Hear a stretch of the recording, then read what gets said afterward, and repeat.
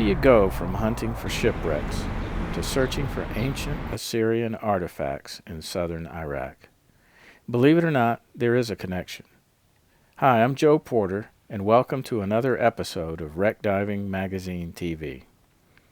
I received a phone call from the University of South Carolina informing me that fishermen had reportedly pulled in some small ancient artifacts in their nets at a specific site along the Shat al-Arab River in southern Iraq.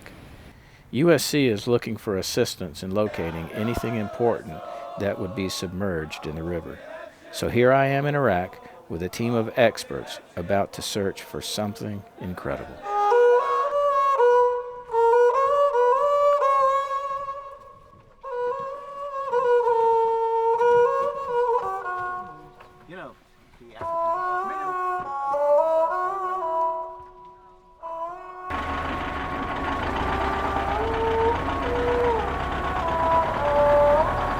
We are looking for something very special, a carved winged bull that, if found, could be a national treasure for Iraq. The story began with a man named Victor Place, who in the early 1850s discovered the ancient city of Nineveh, mentioned in the biblical story of Jonah. Among his magnificent discoveries were massive carvings called lamassus from 721 to 705 BC.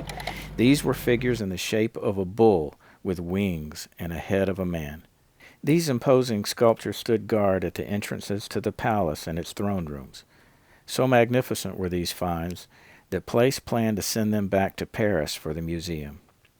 He loaded them onto large rafts called keleks and sent them downriver. During the night, one raft carrying a winged bull sank, never to be seen again. Our goal is to scan this river and find that missing sculpture. What we're doing right now is we're rigging up pole to where we can hang the side scan sonar off to the side.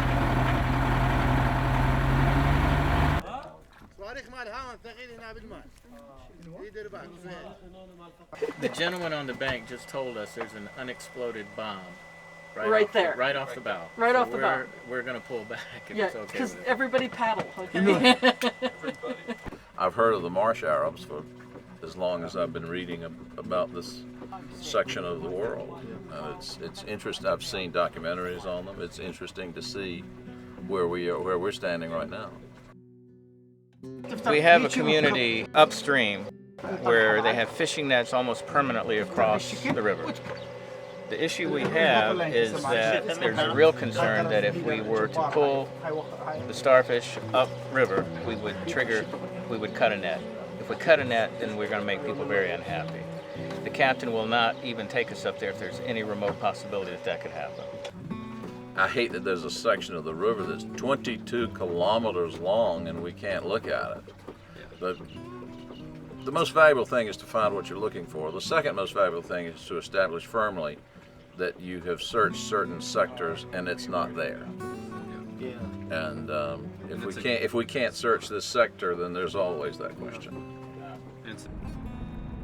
And after a lot of discussion, we realized that there's another fellow with a smaller boat, a faster boat, that can come downstream from Kurna and meet us here and take us back upstream. So I've always thought it was probably buried, and I always thought the chances of it being visible at the surface. This isn't a very deep river. I think that if it was easily found on the surface of the bottom, somebody would have noticed it by now. And I don't know anywhere in the world, frankly, where fishermen are particularly warlike. You know, they're kind of chill guys. They sit around on a boat all day waiting for a fish to happen. They're not.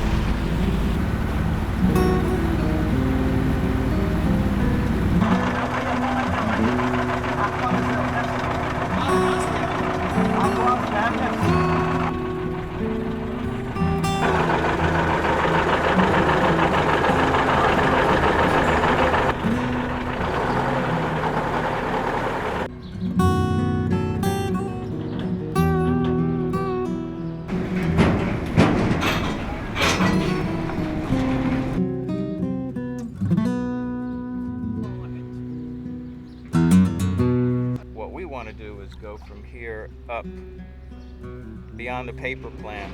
There's actually an interesting area up here that Jenny's very interested in based on the research. Because of the bridge, we didn't even know we'd be able to make it at all. Until yesterday we found this nice captain here who offered to take his boat and show us the way.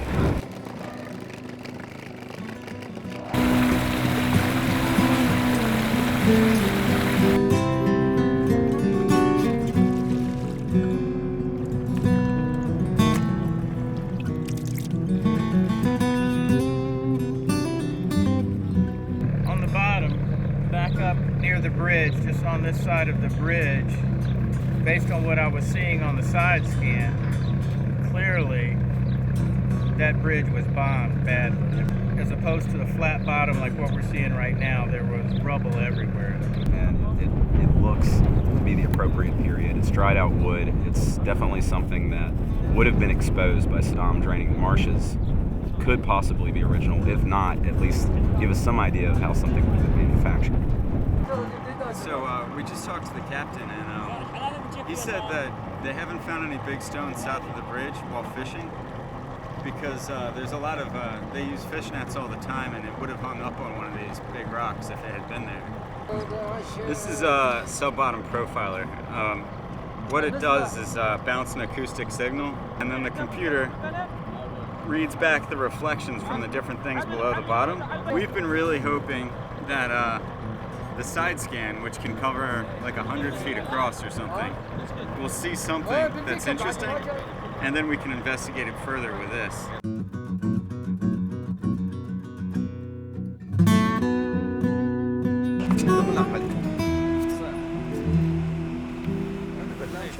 Today is nice, and this morning, hope that it continue nice, to continue our work and to make many profiles by side scan sonar and sub-bottom profile. Oh my gosh. There's tons of stuff down here. I mean, this literally looks like a bomb blew up here. 2003, 1991? No, 1991. Wow. Louder. Also, the encouraging thing with all of this bridge debris here, we were told that 2003 or after it was dredged, the bottom was dredged. This clearly indicates there was no dredging. No dredge. No dredging. No dredge. Okay, optimistic. It will continue. Yeah, Beautiful day. We should be optimistic. Somewhere further downstream, Yeah. the report says that the barge was sinking to the point to where it was 4 fingers above water, if I remember correctly. We're checking this area because Jenny had a theory that that mud from this river could have covered up the artifacts, and that it's a good location to check with the sub-bottom profiler, because the one thing it does well is check through mud for things. We ran into 2 fishermen on the way up here, and they said that there was something that their nets were snagging on, something big like a rock, in this area, and that's what their fathers had said. And it was 2 separate fishermen, so it seems pretty reasonable that there was 2 independent fishermen saying the same thing. And so we checked the area that's like 75 meters on either side of the water filtration plant, but I think you guys might want to side scan it and see if there's actually something here.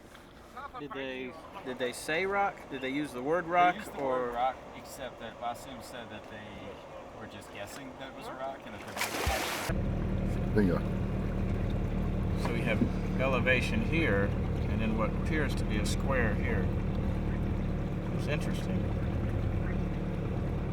Let's turn around and take another look. Oh, this is a combination of a true free dive and an investigatory dive. Jump in the water and hopefully I can hold my breath long enough to go find this thing, whatever it may be, put a light on it, try to lift it up if I can, make sure I see all sides of it. If it's something that looks interesting, I'll bring it up with me. This is the first non-military dive to take place on this body of water.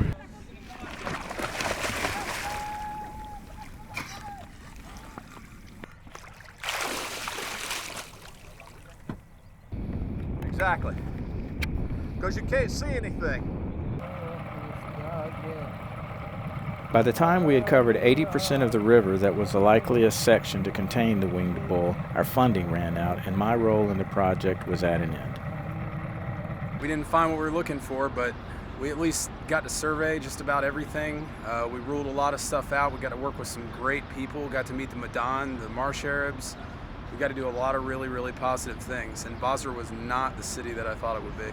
It's absolutely gorgeous. People are friendly. The food's great. It is amazing the amount of motivation, morale, post-war zone that this city is showing. It's just amazing. Absolutely amazing.